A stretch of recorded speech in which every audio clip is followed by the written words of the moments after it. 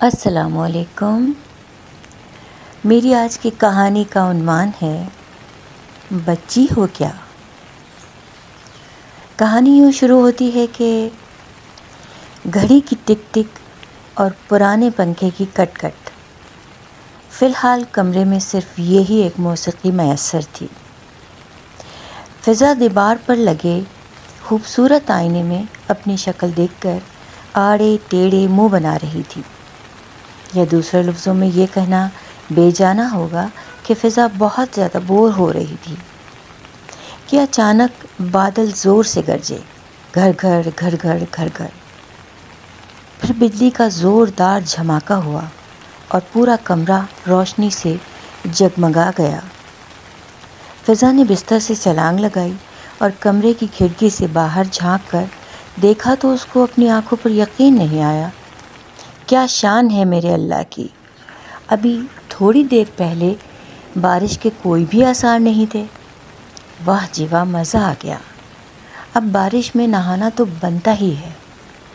اس نے ایک زبردست ٹرن مارا اور کمرے کے دروازے کی طرف دوڑنے ہی والی تھی کہ چوں چوں چرچر کی آواز اس کو اپنے اندر محسوس ہوئی، جیسے کوئی تیز رفتار گاڑی اچانک غیر متوقع حالات کے پیش نظر زوردار بریک لگاتی ہے، اور اس نے مڑ کر بستر کی دوسری جانب سوئے ہوئے اپنے جان سے عزیز شوہر صاحب کو دیکھا، جیسے کہ وہ خواب سے بیدار ہو گئی ہو۔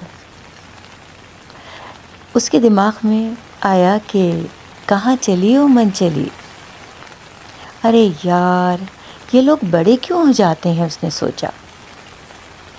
پھر فضا نے دھم سے کرسی پر گرتے ہوئے سوچا کہ میں بھلا بارش میں کیسے نہا سکتی ہوں، بچی ہوں کیا؟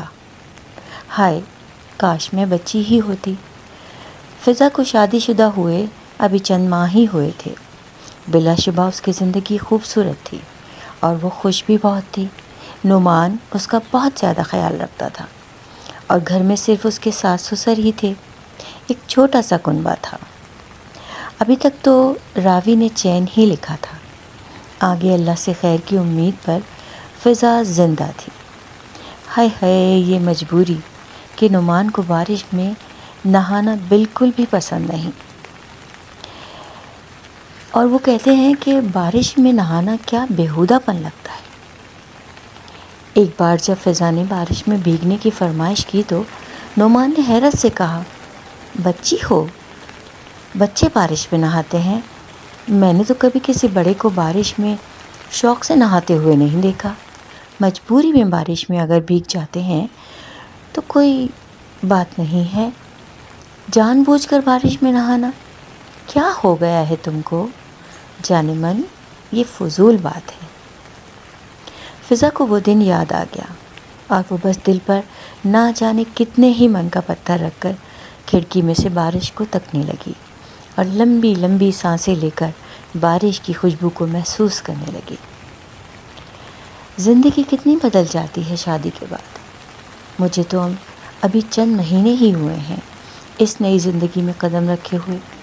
ویسے تو سب ٹھیک ہے، زندگی سے مجھے کوئی شکوہ نہیں ہے مجھے، مگر کبھی کبھی ایسا لگتا ہے کہ دل اور دماغ کے اندر جو چھوٹا سا بچہ ہوتا ہے، ہر کسی کے اندر، کچھ لوگ بڑے ہوتے ہیں تو اس بچے کو مار ڈالتے ہیں اور سنجیدگی کا لبادہ اپنے اوپر اوڑھ لیتے ہیں، مگر میں اپنے اندر میں اپنے نام کی طرح فضا میں اڑنا، مہکنا، چہکنا پسند کرتی ہوں۔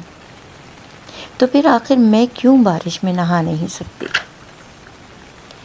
جواب میں امی کی آواز کانوں میں رس گھولتی ہوئی محسوس ہوتی ہے، بیٹا شادی کے بعد اپنے آپ کو بدلنا پڑتا ہے، ورنہ زندگی میں مسائل کا سامنا کرنا پڑ سکتا ہے۔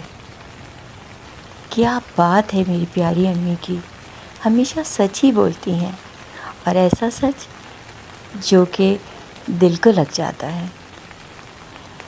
پیارے دوستوں، میری کہانی کا اختتام یہیں پر ہوتا ہے۔ اگلی کہانی کے ساتھ انشاءاللہ بہت جلد آپ کی خدمت میں حاضر ہوں گی۔ اللہ حافظ۔